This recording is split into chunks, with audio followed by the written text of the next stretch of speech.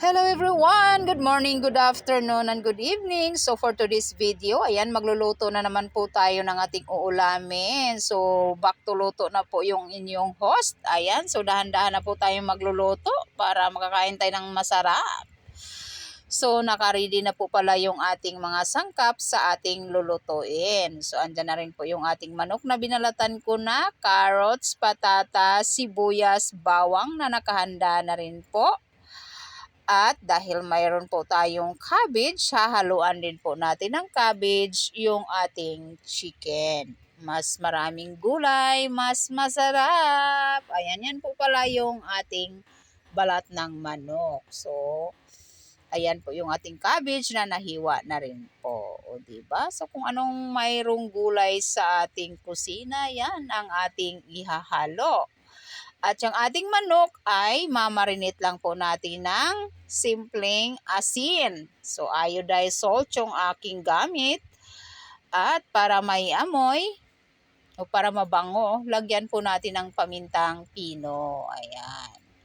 So i-massage lang po natin yung ating hubad na manok. Ayan, hubad na manok. Ayan siya guys. Ayan, minamassage ko lang po para magpantay ang lasa. And then set aside natin yung ating marinate na manok. Yung ating balat ng manok naman ay ating tanggalan ng langis. So, dyan sa ating frying pan, yan po pala hindi ko na hinugasan. Yan po yung pinaglulutuan ko ng itlog pang-agahan namin na ulam. Siguro napanood nyo na yung aking a fried egg with a twist. O, diba? So, yan po pala guys, ay tanggalan lang po natin ng langis yung balat ng manok kasi sayang naman po. Itapon. O, diba? So, ganyan na siya guys. Ayan, nagsilabasa na yung katas o langis ng manok. Balat ng manok. Mabuti pa yung balat ng manok, may langis pa. Ayan. Charot lang. So, yan po pala ay tinanggal ko na sa ating kawali at next natin dyan lulutuin yung ating minamarinate na hubad na manok. Bakit kaya tinawag kong hubad na manok? Ayan, dahil wala na siyang balat. Ayan, sarot lang. Ayan, so yan po pala guys, ay iba brown lang po natin yung ating chicken. O diba, kaunti lang yung ating ulam for today's video dahil tatlo lang naman po kaming kakain. Ayan, so isang ulaman lang. So, ganyan lang po. Babaliktad-baliktarin lang po natin yung ating manok. Huwag nating hayaang masunog. Ayan, para hindi mangangamoy sunog.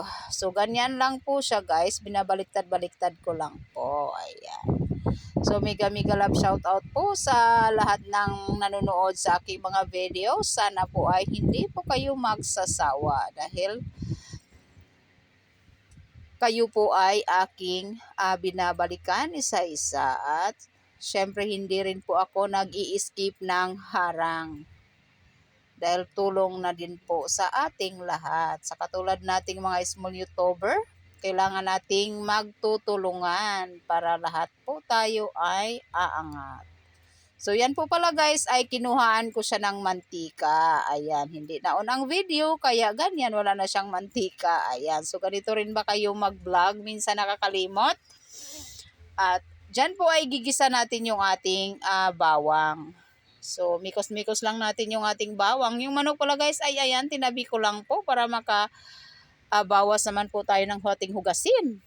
At next na rin po natin yung ating sibuyas. Mikos-mikos po natin ulit yan hanggang lalabas yung kanyang aroma. O, diba? So, ganyan lang. Napakasimple lang yung aming ulam, guys. Ayan. Hindi na natin papahirapan yung ating mga sarili. Ang mahalaga po ay ang lasa. At makakain tayo ng masarap na ulam. So, yan po ay bubuhusan natin ng isang balon na tubig. Ayan. So, yung katamtamang dami lang guys. Ganun. Ayan. So, ganyan lang po siya kadami. So, depende pa rin po sa inyo kung gaano karami yung tubig na inyong ilalagay. Kasi depende din po sa dami ng manok na ating lulutuin. So, takpan lang po natin yan para mas mabilis kumulo. Katulad niyan, ayan, kulong-kulo na. Yan po pala ay lagyan natin ng kaunting soy sauce. Ayan, para naman pangpakulay lang sa ating sabaw. Ayan, o diba? Kaunti lang guys, wag naman sobrang dami para hindi naman mangingiti masyado yung ating sabaw. Ayan, so pinapakuluan ko pala ng maigi yan para lalambot yung ating chicken.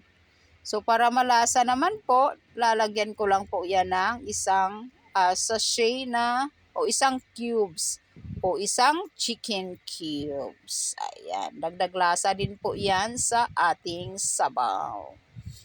Ayan, so pakukuluan lang po natin yan hanggang maluto yung ating manok at bago natin ilagay yung ating gulay. Kasi yung gulay ay hindi pwedeng ma-overcook. Ayan, dyan yung ating carrots at patatas. Binuhos ko na.